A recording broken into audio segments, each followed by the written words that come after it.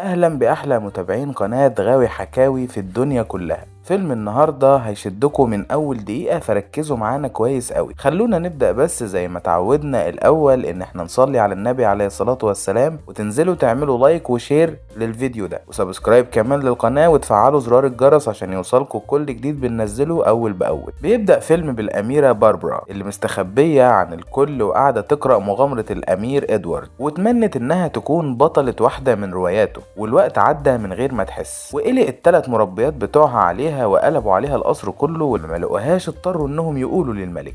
وبالرغم من انه كان مشغول جدا في تصليح الروبوت ثيودور، بس ساب كل اللي في ايده وجرى يطمن على بنته. واخيرا لقاها موجودة في برج الساعة، واول باربرا ما حست انه قرب منها خبت الرواية اللي في ايديها وحطت عليه غلاف كتاب مدرسي، وعملت نفسها قاعدة بتذاكر، وقالت له انها بعدت عن دوشة الآليين اللي في القصر علشان تذاكر.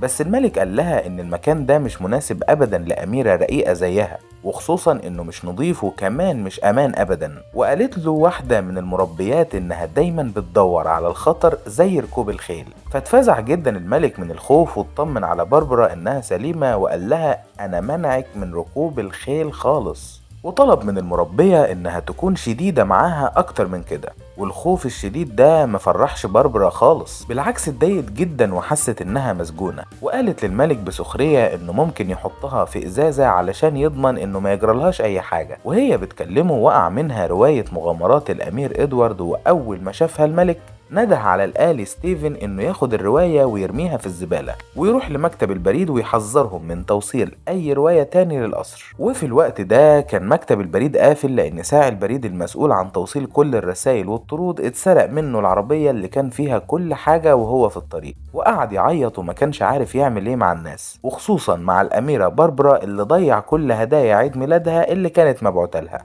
وما فضلش معاه غير رسالة واحدة بس من الأمير إدوارد، والكل كان خايف يوصل الرسالة للقصر لأنهم مش عارفين رد فعل الملك لما يعرف إن كل الهدايا والرسائل ضاعت هيبقى إيه. فتبرع جوسي أصغر موظف في البريد إنه يوصلها للقصر بنفسه. وكانت باربرا في القصر بتجهز نفسها لحفلة عيد ميلادها، وكالعادة ما كانش عاجبها حاجة لأنها كانت عايزة تعيش حياة بسيطة زي كل البنات اللي في سنها، وعايزة تختار كل حاجة بنفسها. لكن طبعا ما كانش مسموح ليها أي حاجة. واول ما سمعت ان رسالة جت ليها جريت على تحت وادالها جوسي الرسالة، واتكلم معاها بطريقة مش مؤدبة خالص، وحكى لها كل كلمة كانت بتكتبها وبتوصلها في الرسائل لانه كان بيفتحها ويقرأها. وقال لها انه عارف انها بتحلم بالامير ادوارد المزيف، وممكن هو يتنازل ويبقى مكانه وينقذها من حياتها المملة دي. وطريقته طبعا ضايقت باربرا جدا، فسابته وجريت منه على اوضتها، وجرى وراها ستيفن علشان ياخد منها الرسالة. فوقعت الرسالة من ايديها وطارت لحد ما وصلت لكرسي الملك.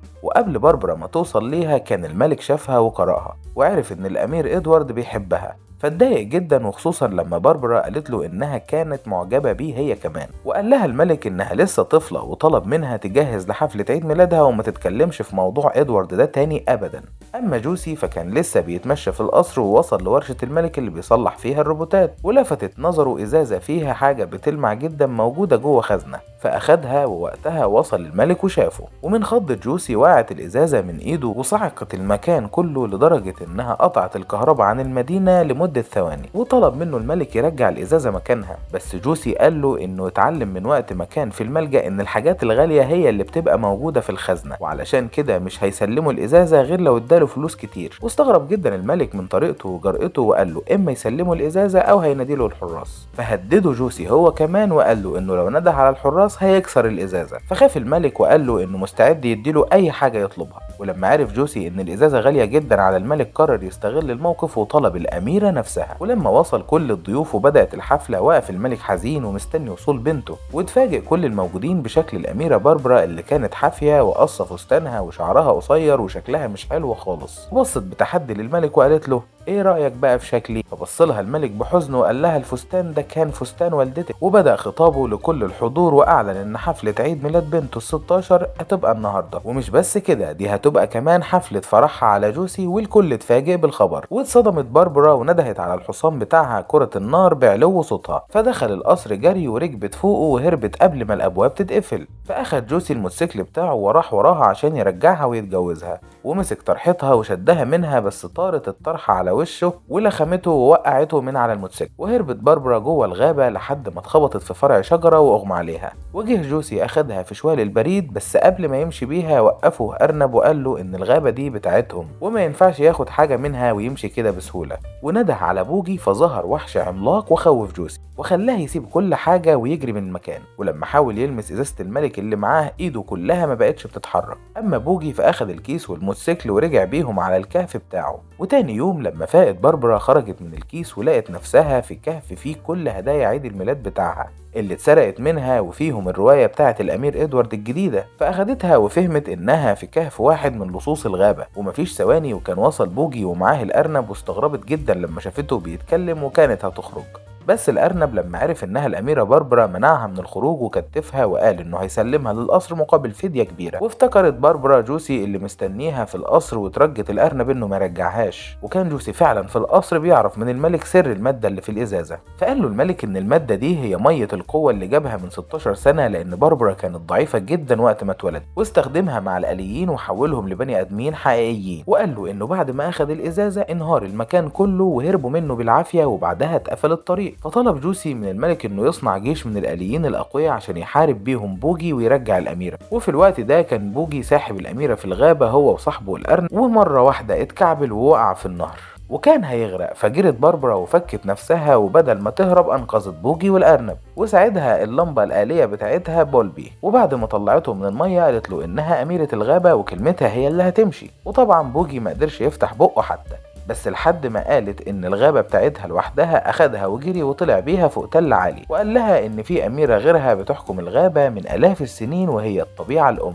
فقالت له انها مش محتاجة تكون اميرة الغابة ولا حاجة، لكن محتاجة مساعدته لانه لو ما انقذهاش حياتها هتتدمر. وفضلت تعيط. وفي الوقت ده كان جوسي قاعد بيشرف على جيش الآليين اللي بيصنعوا الملك، وصنع له كمان دراع حديد بدل دراعه اللي اتشل، والكل كان بيخدمه بما فيهم كمان الملك. وصنع طائر آلي، لكن للأسف مية القوة كانت خلصت ومش هيقدر يطير. فبص جوسي لثيودور وقال له انه هيبقى ممكن يستخدم مية القوة اللي في الآلي اللي مش عارف يعمل حاجة ده. واضطر الملك يسمع كلامه، وسمى جوسي الطيارة باسم العين الفولاذية لأنها فيها كاميرا بتصور كل حاجة، وبعتها مع الكلاب الآلية الشرسة للغابة علشان تقضي على بوجي. وكان بوجي بيتعامل مع باربرا بمنتهى الذوق، وقرر يساعدها ويوصلها للأمير إدوارد اللي بتحبه. وفي الطريق سألها بوجي عن معنى الحب، فقالت له إن الحب أجمل حاجة في الدنيا. وحس الأرنب بالغيرة لما لقى بوجي مهتم بيها وماشي وراها وخلاص، وحاول ينبهه إنها هتكون سبب موتهم وهلاكهم، بس بوجي ما سمعش كلامه ودخلوا جوه الكهف علشان يباتوا فيه. ووقتها حس بوجي إنه معجب بيها جدا، وقرروا يلعبوا لعبة يتسلوا بيها. فوقفت باربرا وقلدته، ولما شاف نفسه بعيونها اتضايق جدا وبعد. فسألت الأرنب إزاي اتعرفوا على بعض، فقال لها من وقت طويل قوي لقى ولد صغير لوحده وتايه في الغابة وهيموت من البرد، لكن الطبيعة الأم أنقذته ووصلت له مية القوة وتحول للشكل اللي بقى عليه ده، وبقى قوي جدا علشان يحمي الغابة من أي حد يحاول يقطع الأشجار أو يخوف الحيوانات.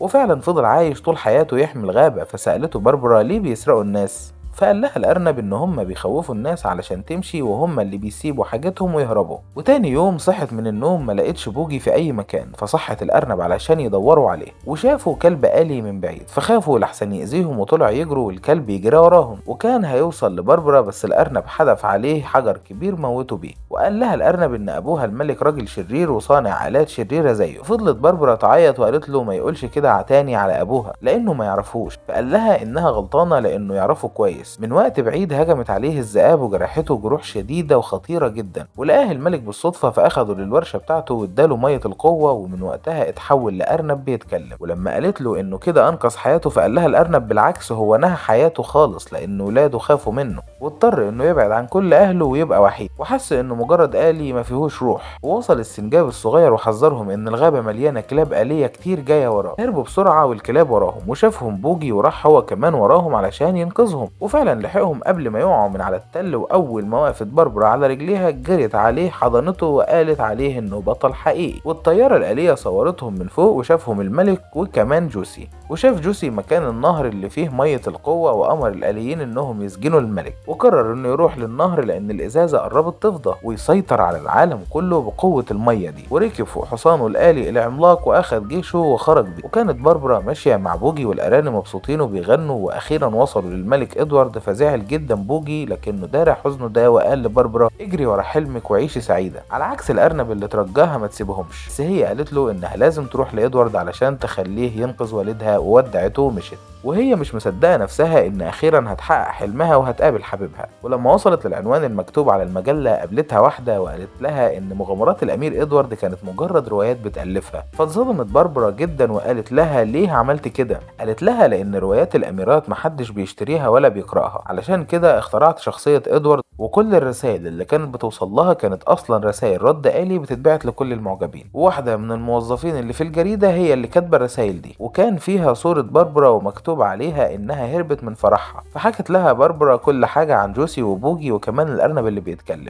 فحست الكاتبه انها ممكن تكتب روايه عظيمه عن كلامها ده، وطلبت منها تقعد معاها وهي هتساعدها. فوافقت باربرا وشكرتها، بس اكتشفت انها خدعتها وحبستها علشان تسلمها لوالدها، وقعدت حزينه. وفكر بولبي انه يساعدها وطال للغابه علشان يحكي لبوجي اللي حصل. وفعلا وصل وراح ليها بوجي، وطبعا كل ما حد يشوفه يخاف ويتفزع. وتسلق المبنى اللي فيه باربرا لحد ما وصل لها، بس الحراس المسلحه منعوه انهم يدخلوا. لحد ما وصلت الكاتبه ووسعت لهم الطريق، وقالت للمساعد بتاعها انها اخذت منهم فكره قصه هتكتبها وهتكسبها ملايين، ده غير المكافاه اللي هتاخدها من الملك لما تسلمه بنته. ومشى بوجي وباربرا على الغابه، وكان جوسي هو كمان في الغابه بيخرب ويحرق في الاشجار. وحفر المدخل لنهر القوه وحضر خزان كبير عشان يملاه من الميه. واول ما حس بوجي ان في حاجه غلط جرى على هناك، ولما وصل لقى الآليين كتفوه وقابضين على الارنب كمان. ولما جه يقاوم امرهم جوسي انهم يقطعوا كرومه. فوقفته باربرا وطلبت منه يسيبه مقابل انها تتجوزه. قال لها جوسي ان في كل الحالات كده كده هتتجوزه. وقبل ما يموته كان وصل الملك بعد ما قدر يهرب من القصر، وقال له انه صحيح صنع له جيش خارق، بس جهاز التحكم بايده وهو طلع الريموت وعطلهم كلهم، وحتى الايد المعدنيه اللي كان مركبها له وقعت منه. فاخد جوسي اخر حبه ميه في الازازه وحطها على دراعه ورجعها تاني لطبيعتها، وراح لجهاز شفط الميه اللي كان جايبه وغرق نفسه بالميه، فتحول لوحش عملاق اضخم من بوجي بكتير. وقال انه ملك العالم، وده خلى الطبيعه الام تزعل وانتقمت منه وسحبته لاعصار قوي كبير جدا. بس للاسف سحب معاه باربرا، فراح وراها بوجي وانقذها منه، وحدف له الملك حبل وصله له بولبي وسحبهم بيه وخرجهم من الاعصار. وخلص الاعصار بهلاك جوسي، بس كمان جف النهر كله واختفت قوه الميه، وكل حاجه كانت شغاله بيها ماتت ومنها الارنب وباربرا كمان. فوقف بوجي وترجى الطبيعه انها ما تعاقبهمش، وانه حافظ عليها طول الوقت، وانه ممكن يضحي بنفسه مقابل ان ميه القوه ترجع تاني وباربرا والارنب يعيشوا. وفعلا حصلت المعجزه، ورجعت تاني قوه الميه لباربرا والارنب، واتجمد بوجي مكانه. وبعدها راحت زارته باربرا وقالت له انها لسه ما تمنتش امنيه عيد ميلادها، وكانت تتمنى انه يفضل معاها، وفضلت تعيط. فاخدها الملك، بس قبل ما يمشوا لقوا ميه القوه رجعت بكل طاقتها، ورجع بوجي من تاني انسان. ففرحت باربرا جدا باميرها الجديد، ودي كانت نهايه الفيلم. فياريت تتاكدوا من الاشتراك في القناه وتفعلوا زرار الجرس، وما تنسوش اللايك والشير. وقولوا لنا هل قابلتوا في حياتكم انسان كنتوا فاكرينه شرير وطلع طيب، ولا دايما الشكل بيدل على الطبع؟ نشوفكم في فيديوهات تانية قريب جدا مع غاوي حكاوي. سلام.